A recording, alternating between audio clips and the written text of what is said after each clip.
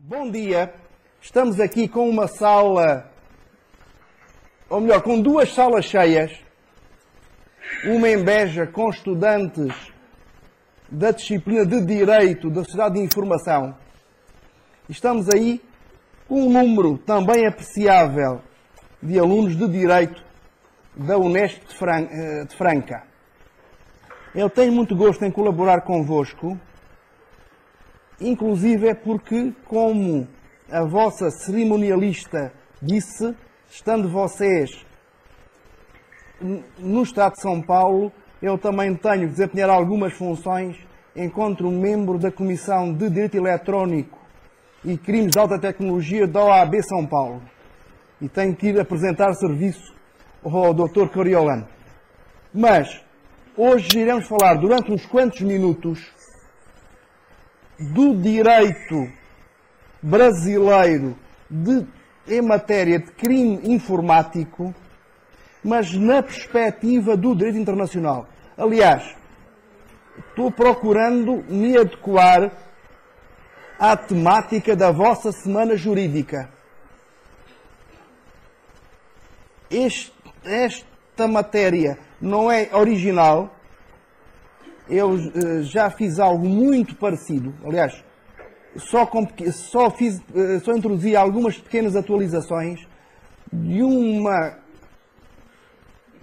apresentação de uma comunicação minha no final de junho na Faculdade de Direito da Universidade de Lisboa, num congresso luso-brasileiro de Direito, onde eu aí adotei a perspectiva do direito brasileiro, não do direito português.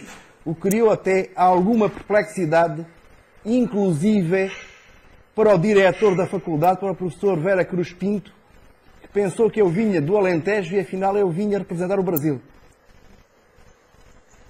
Mas vamos devagar. Eu tentarei ser o mais claro possível e também adotar uma sintaxe compromissória que não seja absurda em Portugal, mas seja melhor compreensível no Brasil. Eu não irei, como às vezes alguns colegas meus falam, adaptar o meu sotaque ao sotaque do Brasil. Eu tenho uma colega da Faculdade de Direito de Lisboa que é incrível. Ela muda e as pessoas pensam que ela é paulistana de nascimento. Eu não vou fazer nada disso. Bom, já nem digo usar um sotaque pernambucano. Também seria capaz, mas ainda mais complicado. Espera aí que houve aqui um pequeno erro da minha parte no que toca à apresentação. Mas dizer o seguinte. Vou pegar nas fontes brasileiras na perspectiva da fonte internacional mais relevante. Não é a única, mas existe um modelo controverso. Aliás, diversos colegas meus do Brasil sempre contestaram e continuam contestando a possibilidade de o Brasil se inserir no sistema da Convenção de Budapeste de 2001 em matéria de cibercrime. Mas é a referência. Não vai ser também, como ainda esta noite um colega professor da Universidade de Viena, Dr. Schweighofer, me comentou, olhando para aqui alunos daqui, talvez já tenham visto coisas do Dr. Schweighofer, inclusive citadas por mim. Mas Eric manda um comentário em Facebook dizendo: vê lá se falas de direito europeu. E eu disse: Eric, desta vez não vou falar de direito europeu. O que talvez valesse a pena no futuro, e é uma boa sugestão, é pegar na diretiva de 12 de agosto de 2013 sobre ataque a sistemas de informação e compará-la com a lei brasileira de 2012, a lei Carolina Dickmann. Isso sim, por objeto, proximidade do objeto. Mas isso seria outra matéria. Mas, o que é que nós temos? Hoje, no Brasil, vigora desde há poucos meses a chamada lei Carolina Dickmann. Sobretudo os alunos que estão deste lado, talvez não saibam que Carolina Dickmann é uma atriz bastante conhecida de telenovelas. Não sei quantos dos presentes cheguem em telenovelas brasileiras. Uma atriz assim, pequenina, clarinha, e que teve um problema com o celular onde estavam fotos dela, digamos, muito privadas, eufemisticamente. E essas fotos caíram na internet. E a lei brasileira que se arrastava pelo Congresso desde há muitos anos, quase de forma milagrosa, acelerou os trâmites parlamentares e foi sancionada pela vossa Presidente no final de 2012, tendo entrado em vigor por março, se a memória não me falha.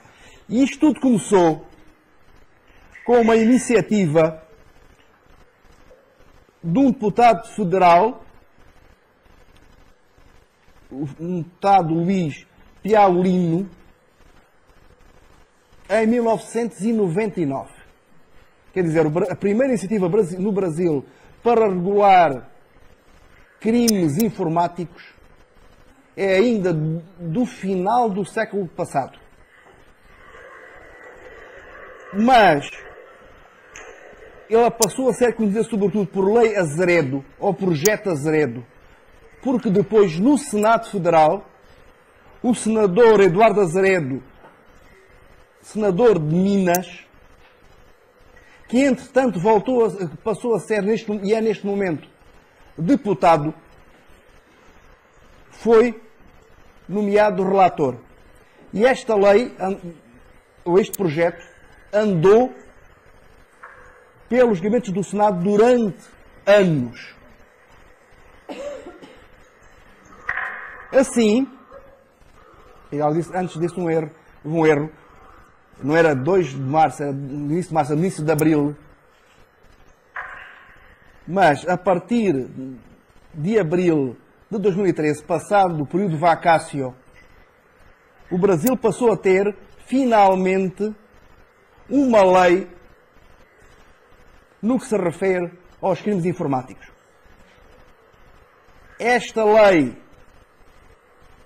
supersónica, digo supersónica pela velocidade absolutamente ímpar em que correu pelo Congresso e depois foi sancionada pela Presidente.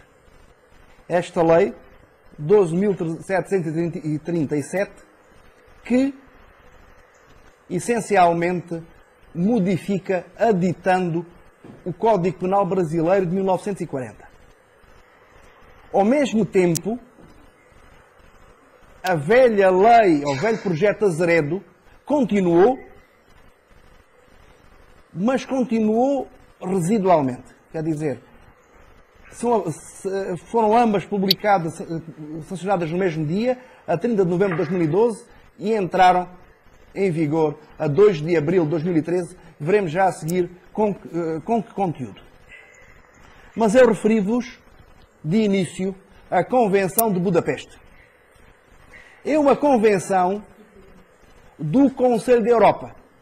O Conselho da Europa é uma organização de cooperação política e cultural que existe desde o final dos anos 40. Não confundir com a União Europeia, muito menos confundir com o órgão da União Europeia, que é o Conselho Europeu, que reúne os chefes de Estado e de Governo. O Conselho da Europa é uma organização à parte, sem finalidades económicas, sem finalidades de integração económica, mas que nesta matéria, na matéria informática, tem tido um papel importante, até com uma outra convenção de 1981 sobre a proteção de dados e a privacidade a meio eletrónico. Mas esta convenção, se surgiu no Conselho da Europa, não é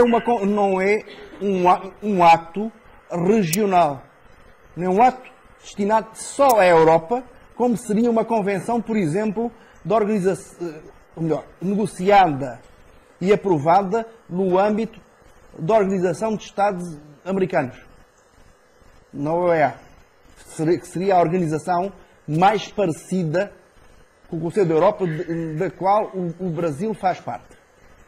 Mas, na falta de um instrumento internacional criado no âmbito do sistema das Nações Unidas,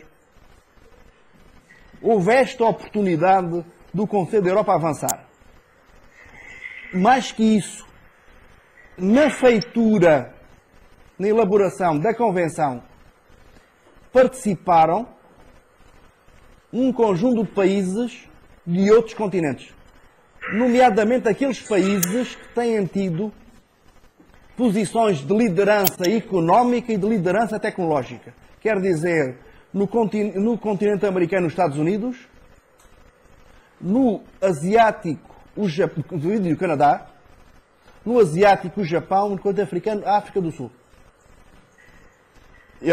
Por mim, não vejo nenhuma razão, salvo política, para um país com a relevância do Brasil não ter também entrado desde o início na negociação.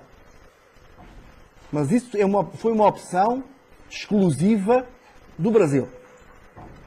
Além disso, esta convenção está aberta formalmente por convite, mas é um sistema de convites muito facilitado, genérico, à adesão por parte de qualquer outro país do mundo. Aliás, em slide depois explico que em 2013, se um Estado europeu como a República Checa acabou por ratificar já tardiamente, mas os outros dois novos deste ano são a Austrália e a República Dominicana. Nenhum deles europeu, nem de perto.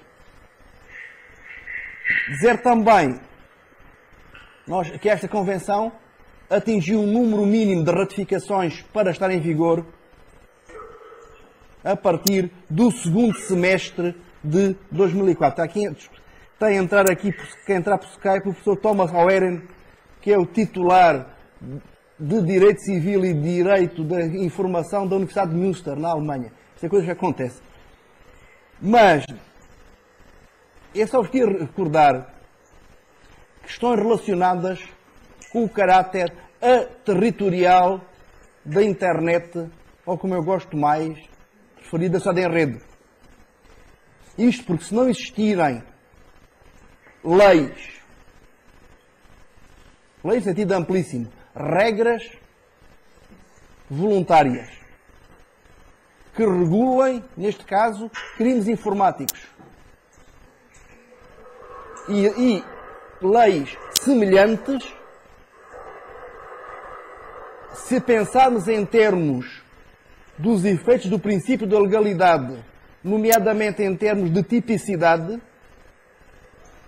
é muito provável que atos que consensualmente e de acordo com as nossas culturas deveriam constituir crime, pelos bens jurídicos que afetam, acabem por não poderem ser assim qualificados e os respectivos responsáveis permanecerem impunes.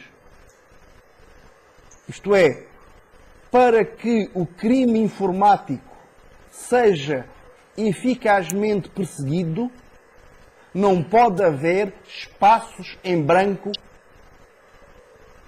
no plano internacional.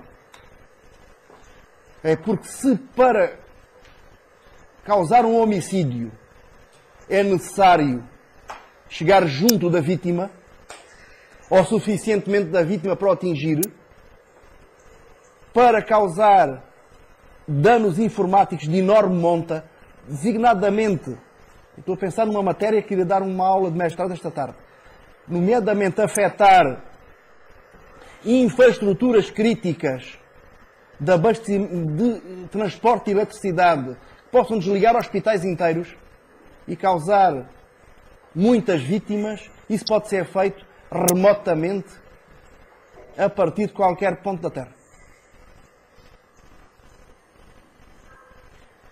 Para além disso, dizer também, e esta referência é pertinente porque eu tenho a convicção que estes atos anteriores do Conselho da Europa tiveram influência naquele primeiro projeto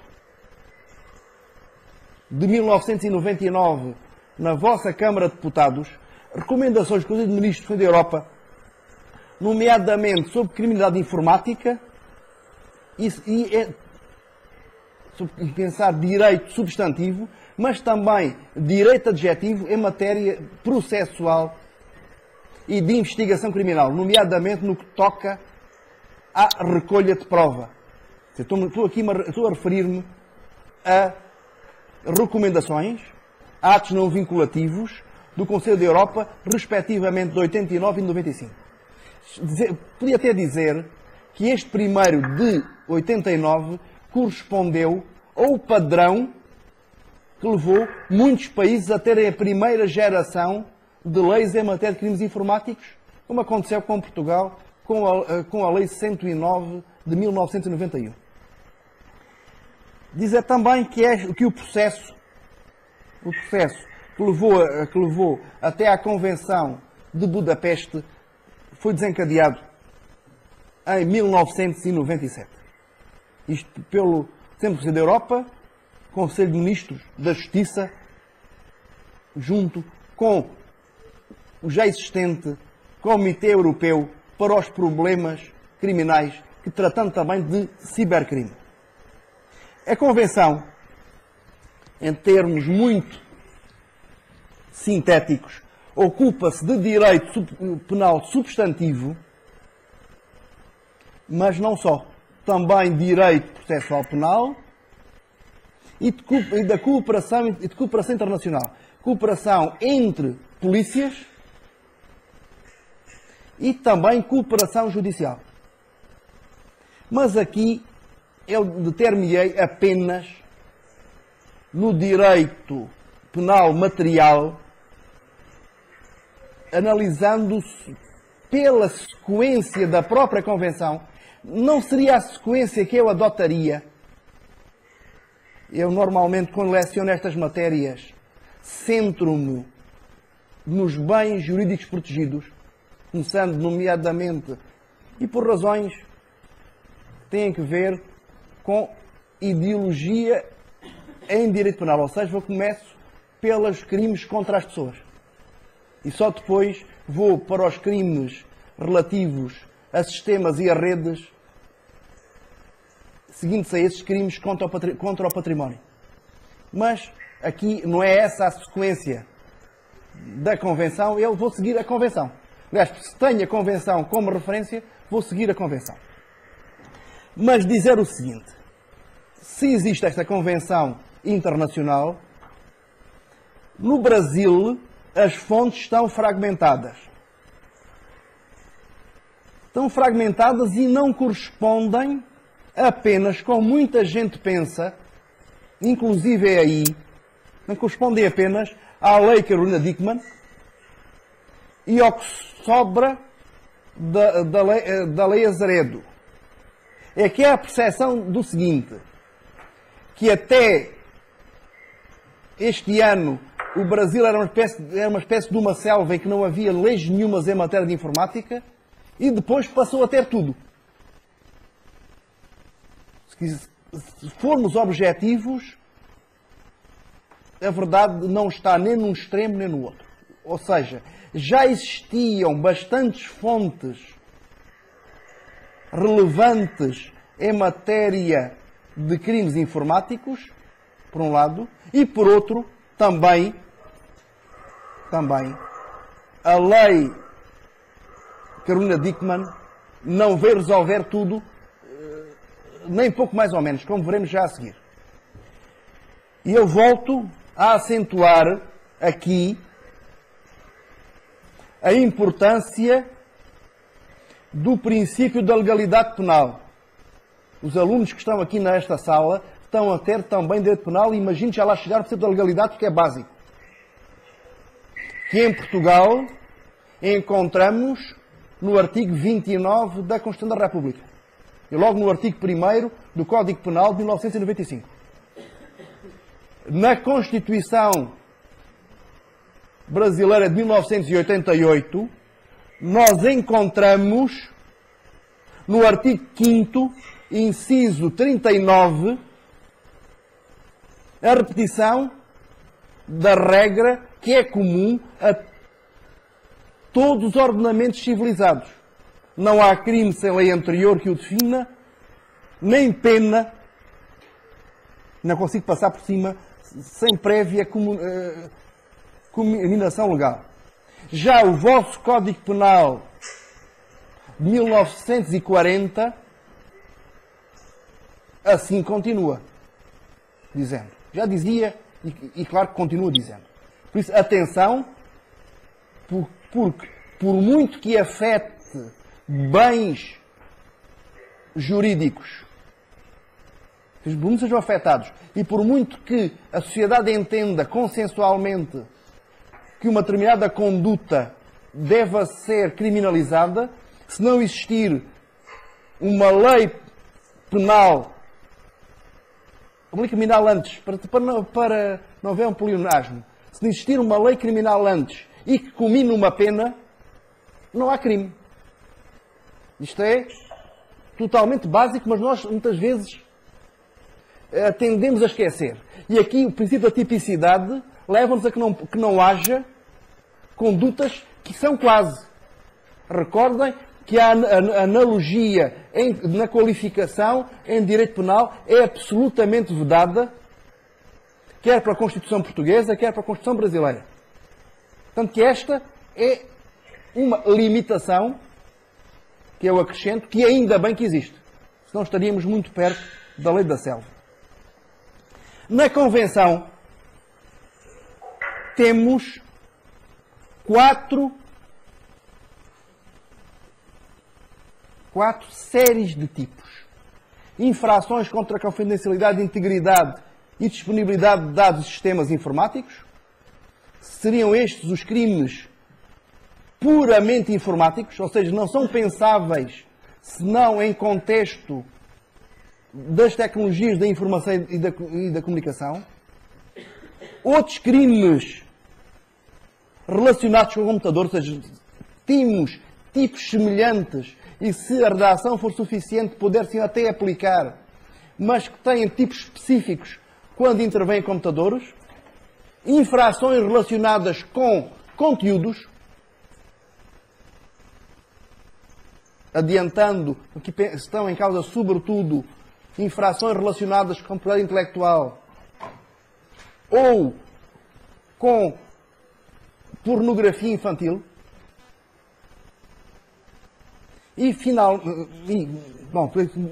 desculpem este termo, a definição estou aqui a distinguir com pornografia infantil e depois com propriedade intelectual. Nos dois casos são conteúdos. Eu estou habituado a associar as matérias, por isso agora escapou-me. Depois, são também relevantes os crimes de ódio praticados através da internet. E já explicarei porque é que os refiro, embora não estejam exatamente na Convenção de Budapeste. No primeiro caso, das infrações contra a confidencialidade, integridade e disponibilidade de dados e sistemas, o bem jurídico protegido corresponde, embora esta visão não seja única, e em Portugal, nomeadamente, já existe jurisprudência até um pouco contraditória, posso dizer com alguma segurança que o que estará em causa, enquanto bem jurídico protegido, é a liberdade, ou será a liberdade de utilização de sistemas informáticos e das redes sem interferências alheias. O património surge num segundo plano. Estou a dizer isto porque não dá para pensar, a meu ver, no sistema informático como uma forma nova de domicílio. Em qualquer caso, tal como ocorre com direitos absolutos, tendo por referência o direito de propriedade, nós temos aqui um ius excludendi, um direito à não interferência de terceiros.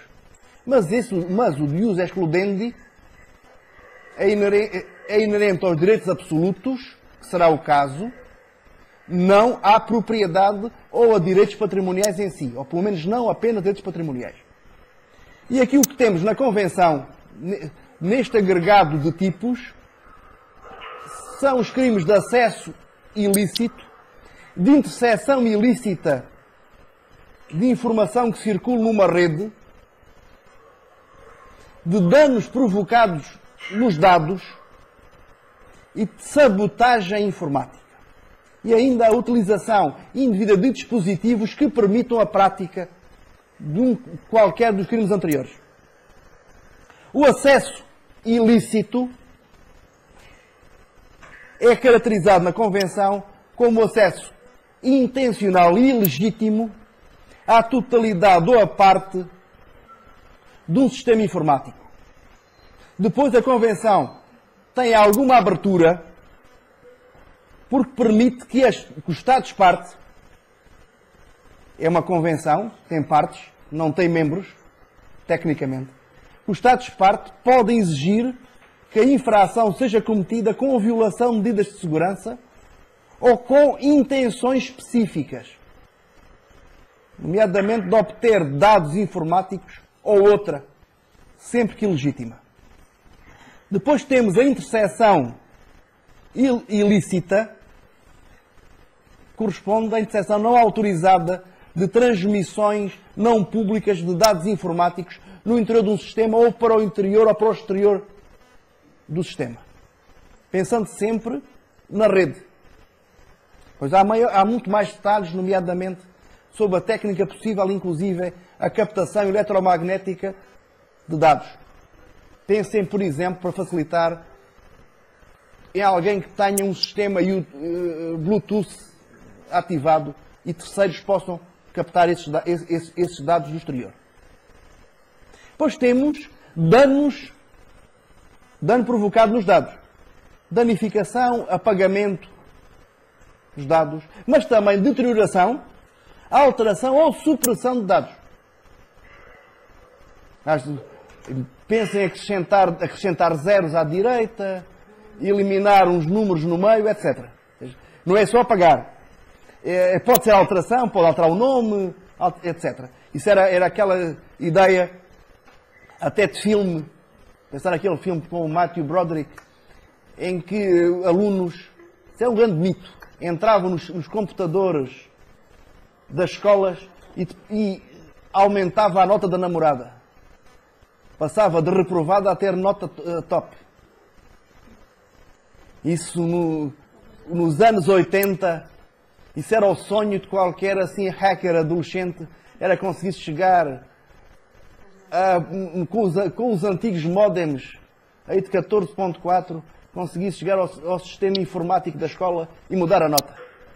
Mudar a nota dele e mudar a nota, vocês dizem, das minas, para passar a ser o rapaz mais popular da escola. Sabendo é crime. como também temos a sabotagem. Na sabotagem é um crime que tem por objeto o sistema na sua globalidade, aqui uma perturbação grave, não há dados a serem eliminados ou corrompidos, é o desempenho do sistema que é afetado. Passa a funcionar mais lentamente, por exemplo. Quem tem alguns conhecimentos informáticos mínimos conhece os vermes, os worms. Ora, quando um verme entra no sistema, entope o sistema.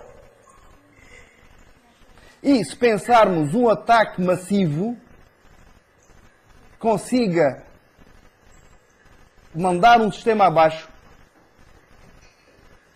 um ataque distribuído, aqui também temos sabotagem, ou seja, o sistema não é danificado, deixa ou de funcionar adequadamente.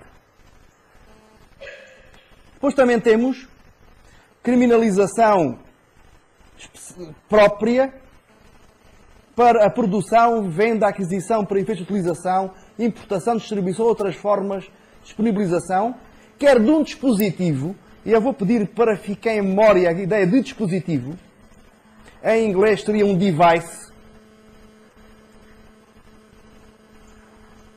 que seria equipamento, sobretudo sugere equipamento em hardware, um dispositivo, ainda que o programa também esteja, aliás, o legislador internacional sentiu necessidade de acrescentar programa, ou seja, software também, mas a ideia que nos ocorre de imediato é hardware, concebido ou adaptado para permitir uma das infrações. Além disso, obter, distribuir uma palavra-senha, um código de acesso ou outros meios, por exemplo, endereços torrent, que permitam aceder todo ou em parte a um sistema informático, também é criminalizado. Atenção, não se tratam de dados preparatórios, nem sequer da inserção da posse, distribuição ou utilização de dispositivos para a prática de um crime num plano comum eventualmente de várias pessoas. Estamos aqui diante de uma tipificação separada.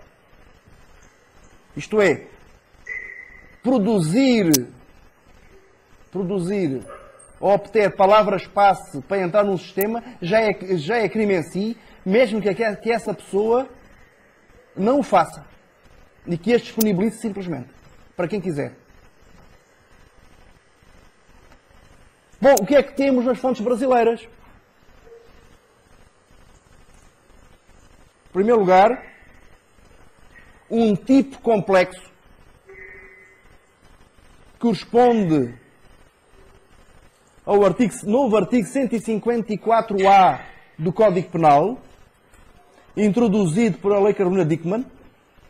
E veja que é mesmo complexo. Vamos ler devagar e eu a seguir vou partir o tipo. Invadir dispositivo informático alheio, conectado ou não à rede de computadores, mediante violação indevida de mecanismo de segurança e com o fim de obter, adulterar ou destruir dados ou informações, sem autorização expressa ou tácita do titular do dispositivo, ou instalar vulnerabilidades para obter vantagem ilícita. O que é que aqui temos?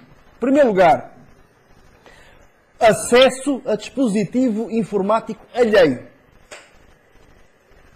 sem a autorização do titular. Quer dizer, a autorização exclui a ilicitude. Violando indevidamente mecanismo de segurança.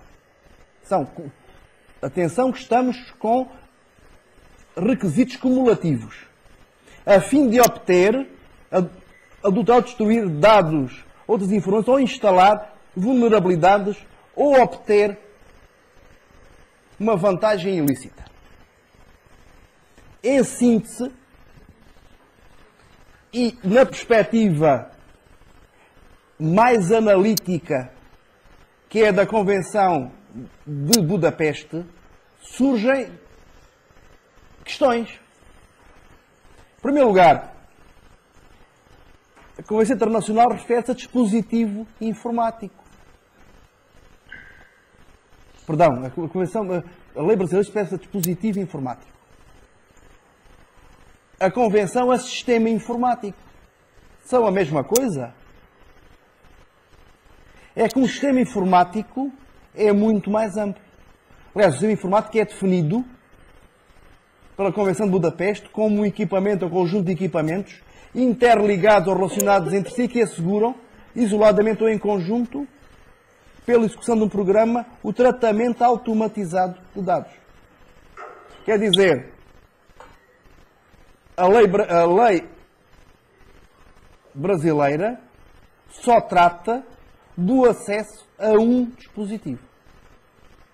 A não ser que nós possamos interpretar o dispositivo de forma amplíssima enquanto sistema. Por outro lado, e continuando a pensar em termos de sistema, pensem se o caso das restrições de acesso corresponderem apenas a uma parte dos dados. Situação simples. Trabalhador numa empresa tem acesso a uma intranet em que para a sua tarefa tem acesso a determinados dados. Mas já lá está dentro. Com a redação da lei brasileira, se ele acedesse, ou dizem mais, e acessasse dados que estão dentro do sistema, mas que não deveria fazer, já não será penalizável. Ou será? E depois temos mais. Eu chamo a atenção para a computação em nuvem. Na computação em cloud, o acesso pode ser feito em múltiplos dispositivos. Até mesmo antes de haver esta noção de nuvem, eu tinha muita documentação dentro da minha conta do Gmail. Porquê? Porque por razões profissionais eu viajo bastante. E muitas vezes não tinha acesso a um terminal meu, ou levando o meu notebook, não teria facilidade de ter acesso. Assim eu tinha dados e documentação, por exemplo, quando ia fazer uma apresentação noutro país, sempre por precaução, envio por e-mail para mim próprio. Porque se houver tudo o resto falhar, tenho o recurso de ir buscar à nuvem a documentação. Quer dizer, pensem que hoje o importante nem é sequer o dispositivo, mas é o sistema. O dispositivo é uma porta de entrada para o sistema. O que eu quero dizer com isto? Que a Lei Carolina Dickmann, provavelmente por ter sido feita à pressa, partiu do paradigma tecnológico anterior, aquele a que se reportava a recomendação da Europa em 1989, ou seja, de sistemas de dispositivos, vamos dizer assim, de dispositivos separados, sobretudo computadores, que comunicavam às vezes entre si. Tínhamos um conjunto de ilhas com comunicação. Hoje, central é a rede. Os dispositivos são apenas meios de aceder à informação que está a algures na rede, num servidor que pode estar na Austrália, na Argentina, na Lapónia. Aliás, estou a pensar que o Facebook tem servidores na Lapónia sueca. Por um lado, por razões legais, que a lei sueca é mais favorável, mas também por razões físicas. Como o principal custo de eletricidade é para o arrefecimento dos sistemas, em quase todo o ano na Lapónia não precisam. Basta entrar o ar. Basta entrar o ar e arrefece o sistema. Aliás, o problema deles passa a ser ao contrário. no inverno com temperaturas de menos 30, menos 40, eles têm a controlar o fluxo de ar para não afetar o sistema. Bom, para além disso, temos o seguinte: a segurança no acesso. A lei brasileira refere-se a violação de mecanismo de segurança, o que sugere necessariamente pelo menos um aplicativo. Já não digo em hardware, mas pelo menos um aplicativo de software que impeça o acesso. Mas por seu turno, a Convenção refere-se também a normas de segurança. Ou seja, se a segurança assentar em regras, nomeadamente em regras que determinadas pessoas tenham conhecimento, até não devendo ter designadamente, porque se depararam com uma senha e uma password, aí também não haveria violação. Porquê? Porque não foi ultrapassado o mecanismo. Bom, é preciso ver mais. Depois ainda há o seguinte: a lei Carolina-Dickmann sugere que existam violações indevidas, não sendo ilícitas. Eu ainda não consigo compreender, nem falando com muitos colegas brasileiros, quais serão. No entanto, nós podemos dizer perfeitamente que estes preceitos são ainda assim compatibilizáveis com a Convenção. Sobretudo porque a Convenção dá margem aos legisladores nacionais. Nomeadamente, as exigências da Lei Carolina-Dickmann no que se refere às finalidades de obter, adulterar ou destruir dados ou informações, ou instalar vulnerabilidades, ou obter uma vantagem ilícita. Ou seja, são possibilidades que o artigo 11 da Convenção abre. Quer dizer, a Convenção não é um bloco compacto, mas sim tem um núcleo duro. Todos os Estados-parte têm de cumprir, mas depois há nuances variantes possíveis. Para além disso, eu noto a falta na lei brasileira de dois tipos que se encontramos na Convenção: a interseção ilícita,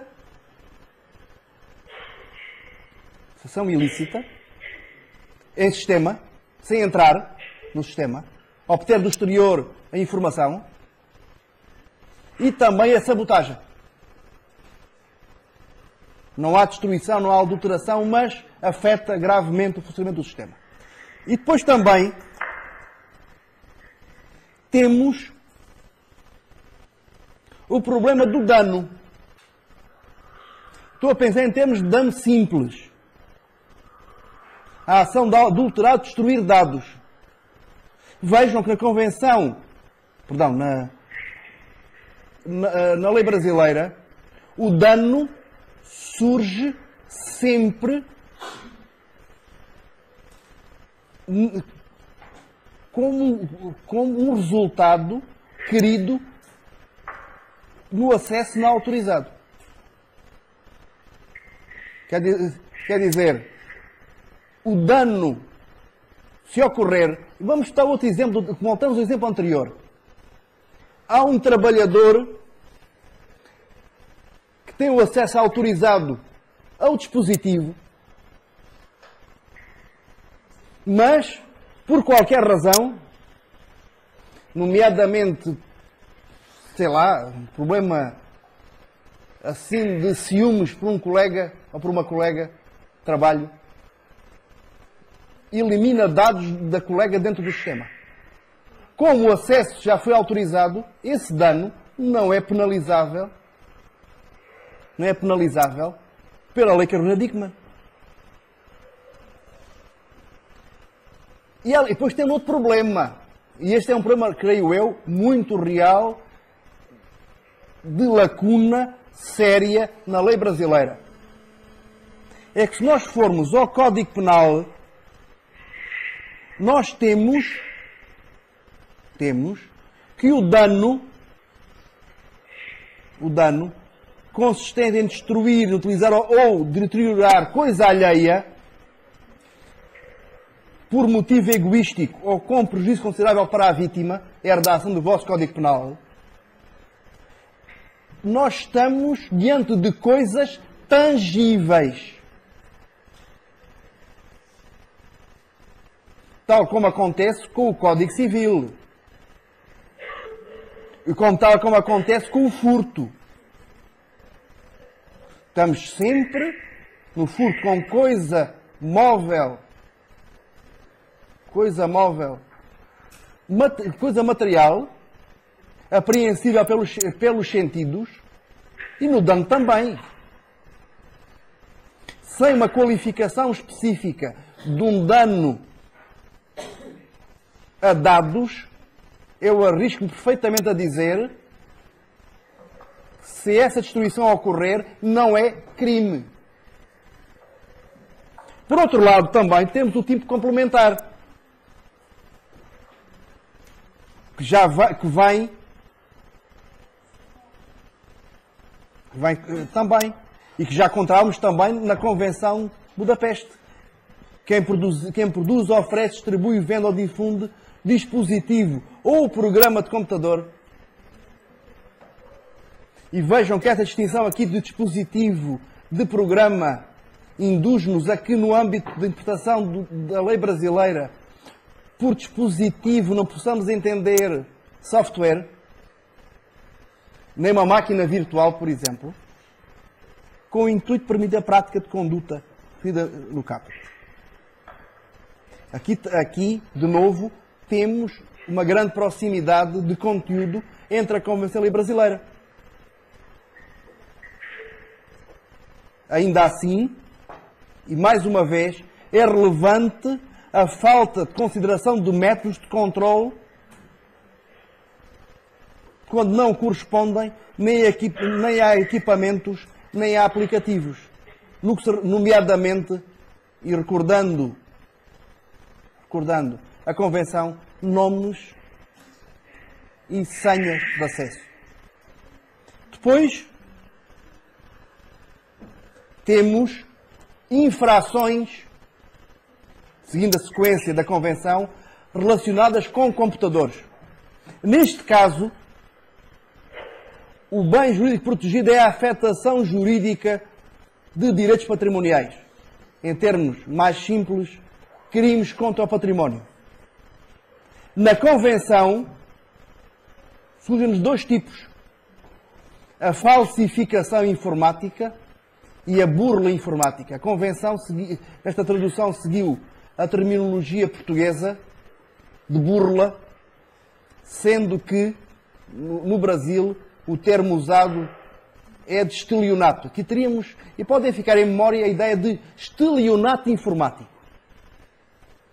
Até porque talvez, nos próximos tempos, venha a ser também tipificado no Brasil. A falsificação informática corresponde à introdução, alteração ou apagamento de dados informáticos num documento. Temos uma alteração do documento com o objetivo de obter uma vantagem.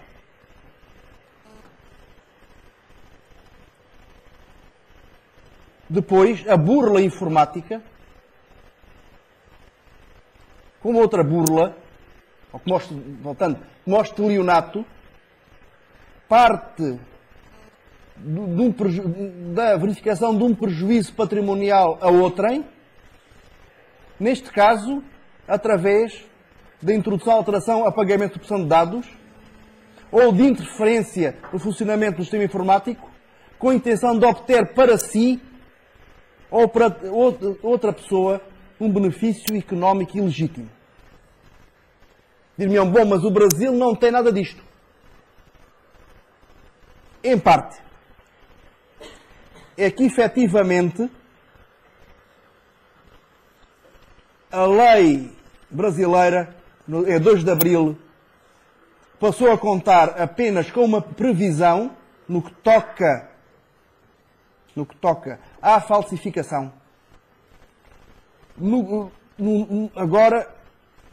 Agora, no novo parágrafo único do artigo 298 do vosso Código Penal, em que passou a estabelecer uma equiparação entre o cartão bancário de crédito ou de débito ao documento particular. Quer dizer, a viciação de um cartão bancário entra no âmbito da falsificação. Em vez de ser um suporte de papel, passa a ser um suporte digital. Por outro lado, é preciso também ter em conta, e na redação do vosso artigo 171 do Código Penal, que se o estelionato consiste na ação de obter para si ou para outrem vantagem ilícita, em prejuízo alheio, introduzindo ou mantendo alguém em erro, mediante artifício ardil ou qualquer outro meio fraudulento, devemos pensar que a redação do tipo é suficientemente aberta para incluir também o estelionato em contexto informático. Eu pedi-vos há uns minutos atrás para recordarem, mas já este ano, a 30 de Abril, o agora deputado Eduardo Azeredo apresentou um novo projeto na Câmara tipificando o estelionato informático, que é descrito como a conduta de quem envia mensagens digitais de qualquer espécie, fazendo-se passar por empresas ou pessoas para induzir outrem a revelar informações pessoais de entidade ou fins de acesso. Quer dizer, é o chamado phishing. Muitos de nós, se não todos nós, já recebemos no e-mail em que alguém se faz passar pelo banco ou pelo um provedor de acesso à internet que vos pede identificações e senhas, passwords. O que é que nós temos aqui? Um estelionato informático num sentido extremamente restrito. E a doutrina brasileira, que já se tem pronunciado sobre este projeto, novo projeto Azeredo, entende, ou tende a entender, que não traz nada de novo, porque estas situações já estariam plenamente cabíveis no artigo 171 do vosso Código Penal. Depois também temos infrações relacionadas com o conteúdo. E aqui importam-nos as relativas à pornografia infantil, do artigo 9º da Convenção. Neste caso, a meu ver, o bem jurídico protegido, atendendo à configuração dos tipos, já não é propriamente, já não é certamente a honra, como eram assim qualificados noutros tempos os crimes sexuais. Não é a honra, nem sequer a autodeterminação sexual e a integridade física e psíquica dos menores. Isto porque estes bens não permitiriam explicar porque a pedopornografia, a pornografia infantil virtual, seriam penalizadas. A meu ver, o prejuízo protegido é, neste caso, a dignidade da pessoa humana. Enquanto macroconceito, conceito que encontramos logo no artigo 1º da Declaração Universal dos Direitos Humanos, que encontramos logo na Constituição Portuguesa e na Constituição Brasileira. E o que é criminalizado na Convenção? a produção de pornografia infantil com o propósito de divulgar através de um sistema informático, a oferta e disponibilização de pornografia infantil através do sistema informático, a difusão ou transmissão de pornografia infantil através do sistema informático, bem como a obtenção para si e para outra pessoa de pornografia infantil através do sistema, a posse de pornografia num sistema ou num dispositivo de armazenamento de dados informáticos, pode estar numa pendrive, pode estar num disco externo, pode estar aqui num CD, desde praticadas de forma intencional e ilegítima. O que é que aqui temos? Temos um dolo, a previsão expressa do dolo específico. Aqui para nós é muito relevante, até para, como falei antes, para a qualificação do bem jurídico protegido, a delimitação do objeto. É que a pornografia infantil, para além de ter de ser visível, senão não seria grafiana, não seria gráfica, a pornografia infantil tem de ter ou um menor, e aqui menor, depois a Convenção explica, temos para das Nações Unidas, alguém até 18 anos, exclusive, o menor envolvido em comportamentos sexualmente explícitos, eles chamam a isto pedopornografia real, é atos sexuais com um menor, ou uma pessoa com aspecto de menor envolvida em comportamentos sexualmente explícitos. E isso pode acontecer por duas vias. Pode haver, e há, moças ou rapazes com 18 anos aparentam muito menos. Nomeadamente por um desenvolvimento hormonal mais tardio. Pode haver uma moça de 18 quase sem seios, nem formas, nem pelos públicos. Sobretudo em climas mais frios, em que há uma correlação. Mas isso é pensável. Alguém que parece um menor, que um tarado acha que é uma menor, mas não é.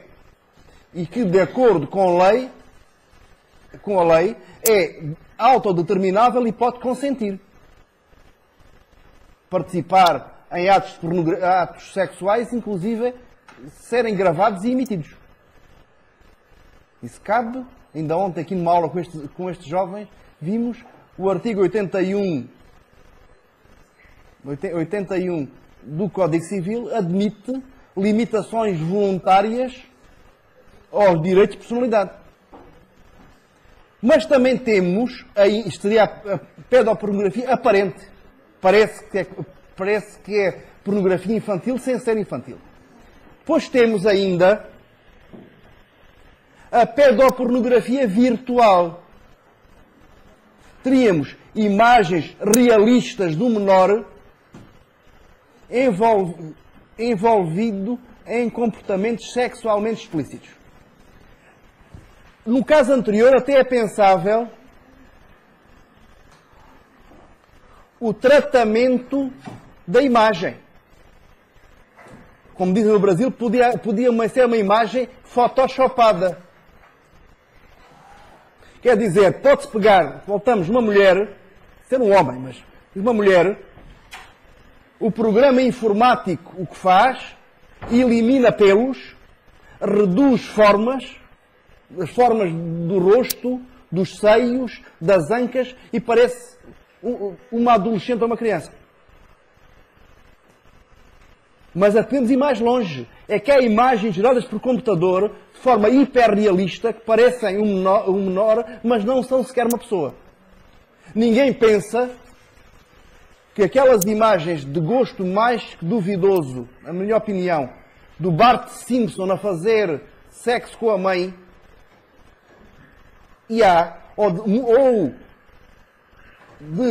com Superman ou com Batman, há mangá hentai, desenho animado sexualmente explícito. Mas Bart Simpson, por péssimo que seja o gosto, não é confundível com uma criança humana. Todos veem que é um boneco. Como também, se envolver crianças e monstros, como nós sabemos que os monstros não existem, também não é. Ok. No direito brasileiro, esta questão é disciplinada pelo Estatuto da Criança e do Adolescente de 1990, com as alterações de 2008. E, como veremos, o direito brasileiro está muito próximo da Convenção. Aliás, é preciso ter em conta que o direito brasileiro não surgiu do nada neste aspecto. É que o Estatuto de Criança e do Adolescente se articula desde o início com a Convenção das Nações Unidas sobre os Direitos da Criança de 1989, aliás, o Estatuto é do ano seguinte, sendo que o Brasil ratificou logo em janeiro de 1990. O Brasil votou na Assembleia Geral em novembro de 89 e logo em janeiro de 90 ratificou. E aqui, nesta Convenção, temos que os Estados-partes se comprometem a proteger a criança contra duas formas de exploração e abuso sexual, incluindo a exploração de crianças em espetáculos ou de materiais pornográficos. Mas é mais importante para o Brasil o protocolo facultativo à Convenção sobre a venda de crianças, prostituição e pornografia infantis. Este protocolo é de 2000 e o Brasil ratificou em 2004. Onde aqui se diz que a pornografia infantil significa qualquer representação, por qualquer meio, de uma criança no desempenho de atividades sexuais explícitas, reais ou simuladas, ou qualquer tentação de órgãos sexuais de uma criança para fins predominantemente sexuais. Nestes termos, o Estatuto da Criança e do Adolescente, na versão de 2008, que é dita ao Código Penal, passou no Brasil a ser crime oferecer, trocar, disponibilizar, transmitir, distribuir, publicar ou divulgar por qualquer meio, inclusive por meio de sistema de informática ou telemático. Temos aqui a internet a entrar. Telemática, ou seja, informática mais telecomunicações. Fotografia, vídeo ou outro registro que contenha cena de sexo explícito ou pornográfica envolvendo criança ou adolescente. O mesmo também é penalizado o adquirir, possuir ou armazenar por qualquer meio, fotografia, vídeo ou qualquer forma de registro que contenha de sexo ou ação pornográfica envolvendo criança ou adolescente. Como ainda simular a participação de criança ou adolescente em cena de sexo explícito ou pornográfica por meio de adulteração, montagem ou modificação de fotografia, vídeo ou qualquer outra forma de representação virtual. Ou seja, a própria visual, a própria pedopornografia virtual está incluída. E eu recordo, disse há uns minutos atrás, estes preceitos resultam da lei de 2008 que se refere à criminalização de condutas relacionadas com a pedofilia na internet. Temos aqui uma lei de crimes informáticos. Pois ainda temos, eu não sei se já estou com muito tempo, mas enquanto não me calarem, continuarei. Infrações relativas à violação de direitos de autor e direitos conexos. Temos aqui direitos autorais. Artigo 10º da Convenção. Aqui o bem jurídico protegido volta a ser a afetação jurídica de direitos patrimoniais. Estamos aqui perante um crime contra o património. E temos na Convenção de Budapeste uma inversão do regime da Convenção de Berna sobre direito de autor e dos outros atos internacionais no âmbito da Organização Mundial de Propriedade Intelectual. Nesses atos ficou à discricionariedade de cada Estado-parte as sanções, desde que as mesmas sejam eficazes. Podem ser penais ou não penais. Com a Convenção de Budapeste, se as infrações não forem sancionadas penalmente, os Estados têm que explicar porque é que não o fazem.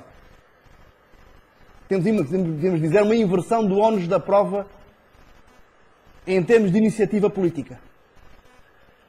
A partir deste político-legislativa. Os Estados-parte que entendam não penalizar, sancionar administrativamente ou sancionar através de responsabilidade civil, têm de justificar porque é que optaram por essa via. No Brasil, nós podemos dizer, sem esforço, que o Código Penal já cobre as violações de direitos autorais e nem concordo sequer com o meu amigo Túlio Viana, Belo Horizonte, que vem dizer, não, isso não pode ser, isso é inclusive inconstitucional. Porque tratar-se de uma norma penal em branco. Efetivamente, no artigo 184 do Código Penal, no caput e em vários incisos, nós temos a previsão de violar direitos de autor e os que lhes são conexos. O que isso significa aqui é uma remissão implícita para a vossa lei de 19 de fevereiro de 1998, a lei sobre direitos autorais, onde encontramos os conteúdos dos direitos.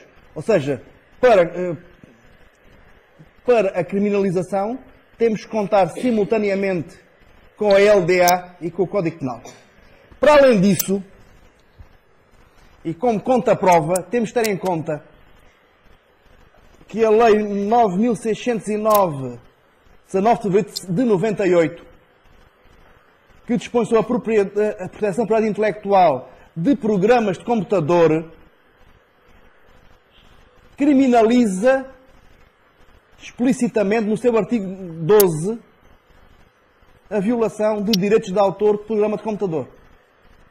Aqui, diretamente, nos direitos sobre outras obras, por articulação entre a LDA, a Lei de Direitos Autorais, que está, aliás, desde há uns anos, no vosso Congresso, e o Código Penal.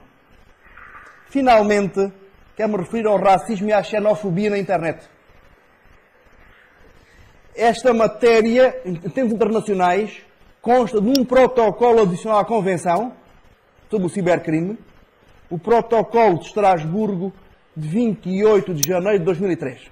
A Convenção, recordo, é de 2001, o Protocolo é de 2003. Isto porque, quando a Convenção estava a ser feita, houve a percepção que esta era uma matéria politicamente muito sensível, que poderia dificultar a aprovação e a ratificação da Convenção. Portanto, ficou de lado. No entanto,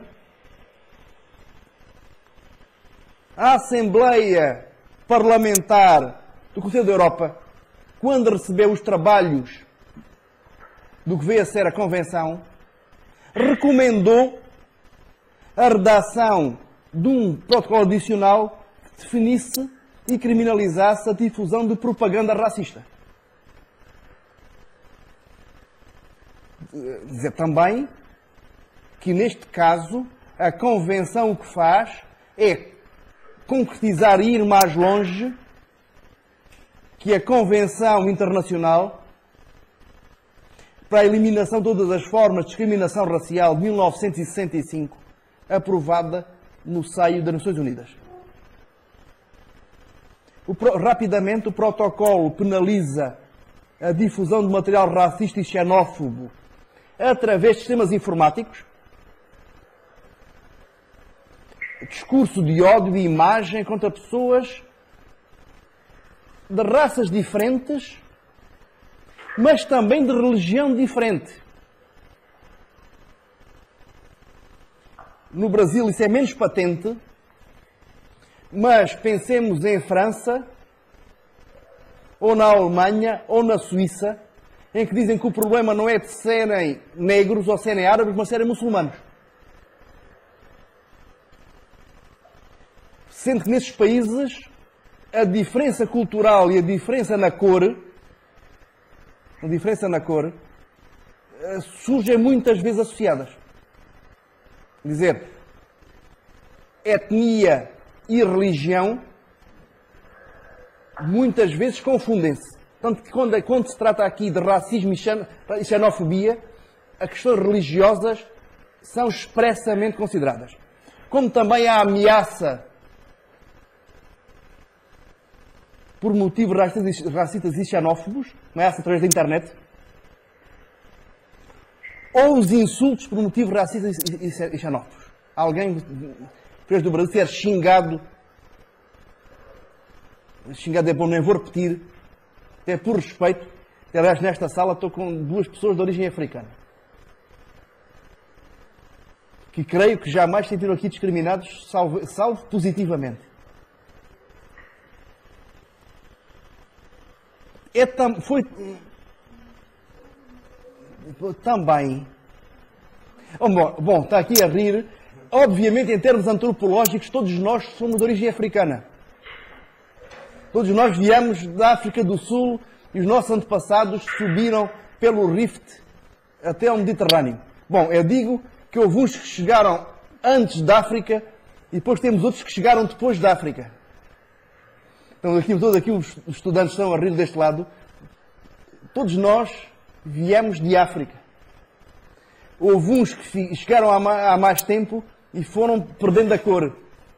Olhem para mim, que estou assim já bem branco, já estou muito branquinho, cabelo e tudo. Mas foi daqueles que já viemos há muito tempo.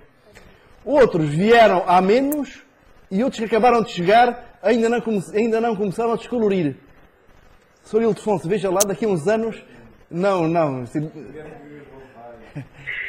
Bom, mas estou aqui brincando um pouco com um colega vosso que nasceu em África e que está aqui na sala, na minha sala, aqui a assistir à palestra.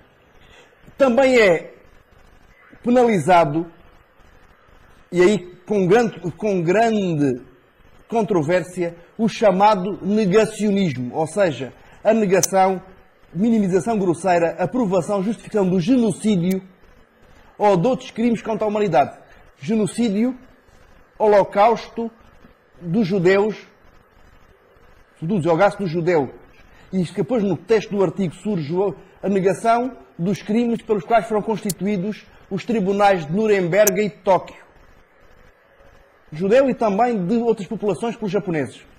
Mas também podemos entrar com o que aconteceu no Tribunal Especial sobre a Jugoslávia ou o Tribunal Especial sobre o Ruanda. Ou seja, situações em que houve efetivamente demonstrado internacionalmente de genocídio. Quer dizer que, como o Sr. Le Pen em França, que os campos nazis foram um pormenor na história e que não eram bem para isso, não matavam as pessoas, aquilo eram fornos, eram para desinfetar, não eram para matar. Bom, isto é crime internacional. Também o auxílio e instigação. No direito brasileiro, nós temos que a Lei 7.716, de 5 de janeiro de 1989, define os crimes resultantes de preconceitos de raça ou de cor, pelo que são punidos os crimes resultantes da discriminação ou preconceito de raça, cor, etnia, religião ou procedência nacional. Vejam, também aqui a religião surge associada à raça e à cor. Embora deviam estar a pensar sobretudo em religiões afro-brasileiras. Como também praticar, induzir ou incitar a discriminação ou preconceito de raça, cor, etnia, religião ou procedência nacional. Aqui, o que é que temos? Por um lado, ligando à internet, uma referência expressa, isto em 1989, à rede mundial de computadores. Quer dizer, o meio de difusão, de prática destes crimes, e um meio especialmente insidioso, é a internet. Temos uma ligação explícita, não é uma interpretação minha, não é aquilo que eu referi a propósito do estelionato, mas a ligação à internet é feita pelo legislador brasileiro. Como também, isto era antes no inciso 3 do parágrafo 3º, mas também no inciso 2, neste caso por força da Lei Azeredo, as transmissões eletrónicas do discurso de ódio. Bom, para concluir, dizer que, diferentemente do que muita gente pensa, o Brasil já dispõe de um conjunto alargado de fontes que prevêem e punem a generalidade das infrações informáticas e também que as fontes brasileiras, vistas com atenção, estão muito próximas do conteúdo do sistema da Convenção de Budapeste. Creio que ainda falta alguns aspectos, algumas imperfeições, que eu imputo à velocidade com que a Lei Carolina Dickmann passou pelo Congresso Nacional. Mas o essencial está mais que feito. Muito obrigado a todos aqueles que tiveram a paciência de me ouvir. E tentar perceber, numa transmissão tecnicamente pouco satisfatória, um sotaque estranho. Obrigado.